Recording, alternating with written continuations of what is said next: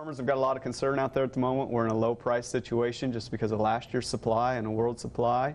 And then when you're in a pocket of counties that are looking at a reduced yield, it really places a lot of concern on both financially and emotionally here. The heat from last week could not have come at a more inopportune time for most farmers, as it was pollination time for corn crops. And if pollination doesn't go well for farmers, that can cause a lot of stress. Corn uptakes the majority of its moisture during pollination. That's the most critical time. And so pollination or fertilization can be cut short and stressed at that time of the year here when it gets really critical.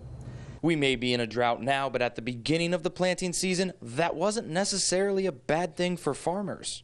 It looks to me like the majority of our corn's taken a good root to it, and so a dry period like we had after planting is actually really good for a corn plant. It makes it develop a deep root, and it finds moisture and it finds fertility in the soil. But when we go this long and we get into the heat stress period of the drought as well, it really takes a toll on that crop. An issue with the drought this year in Iowa is that it's only affected a small area of the state. Unfortunately, when it becomes time to sell the crops, a drought in southeast Iowa isn't going to have an impact in the grand scheme of things. The hard thing to do during a drought is to see what's going on outside of your particular drought area. I'd mentioned that there's some really healthy parts of the Midwest that are going to have some abundant crops. And so those potentially areas are going to keep the market price down.